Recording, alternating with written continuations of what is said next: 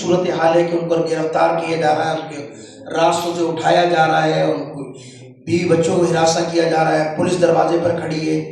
حوضے کے اندر یہ صورتحال، یہ چیز اچھی نہیں ہے۔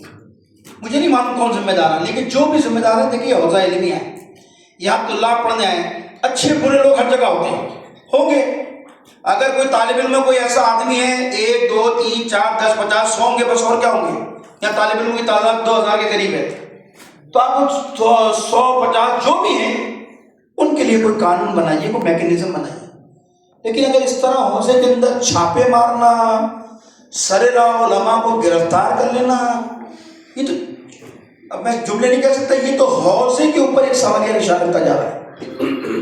یہ حوضہ علمیہ ہے، لہٰذا میں پھر کہہ رہا ہوں، بعض لوگ ضرورت نہیں کرتے، میں اس لیے یہ بات کر کے جا رہا ہوں، میں ایک ذمہ دار ہوں یہاں پر۔ میرے پاکستان میں علماء کرام نے چلتے وقت مجھ سے رابطے کیے اور یہاں کے طلاب مجھ سے ملے، جو بھی ذمہ دار ہیں میں ان سے کہتا ہوں کوئی میکینزم بنائیے۔ اگر آپ نے کوئی سسٹم، آپ کے ذہن میں کوئی چیز ہے کہ بھائی ہم نے طالب علم مختصر کرنے تو مختصر کرنے میں تو کوئی میکینزم بنائیے، عزت کے ساتھ بھیجیے، وقار کے ساتھ بھیجیے۔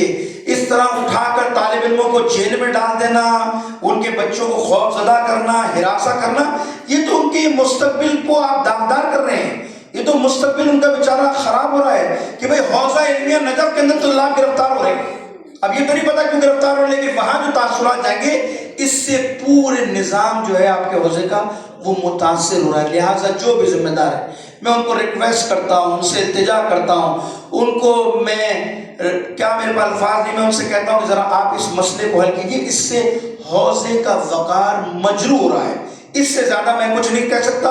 پاکستان کے جتنے بزرگان ہیں سب اس وقت پریشان ہیں حوضے کی صورتحال پر۔ یہاں کی جو صورتحال میں نے دیکھی ہے انتہائی تشویشناک ہے، ملاقات کے لیے لوگ ڈر رہے ہیں، بات کرتے ہوئے لوگ ڈر رہے ہیں، مجلسوں میں آتے ہوئے لوگ ڈر رہے ہیں، پریشان ہے کہ کسی وقت کوئی اٹھا نہ لے جائے۔ یہ فیصلہ آپ کا ہے، وہ کہتی ہے حکومت کر رہی ہے، وہ کہتی ہے کہ جو ہے وہ کوئی ایک ادارہ ہے وہ کر رہا ہے۔ یہ فیصلہ آپ کو کرنا ہے کہ یہ حکومت کا مسئلہ ہے یا حوضے کا مسئلہ ہے۔ میں امید کرتا ہوں یہ میری بات مجھے یقین ہے وہاں تک پہنچ جائے گی۔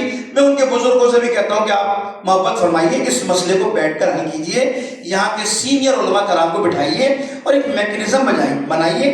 آپ نے یہاں سے پاکستان میں بھیجنے طالب علموں کو وقار کے ساتھ، کسی کی عزت نفس مجروح نہ ہو۔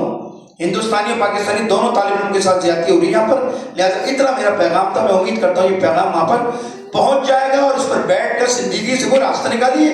کوئی اتنا بڑا مسئلہ نہیں ہے، آپ ہی کے بچے دیہات سے، گاؤں سے، کہاں سے آتے ہیں، ان علاقوں سے آتے ہیں کہ جہاں دین پہنچانا مشکل ہے، یہ جا کے وہاں خدمت کرتے ہیں، وہاں دین کی تبلیغ کرتے ہیں، اور یہاں اگر ان کے ساتھ یہ ہوگا تو میں سمجھتا ہوں کہ یہ ان کے ساتھ زیادتی ہے۔ بر محمد وعلی محمد صلی اللہ علیہ وسلم۔ اللہم صلی علی محمد۔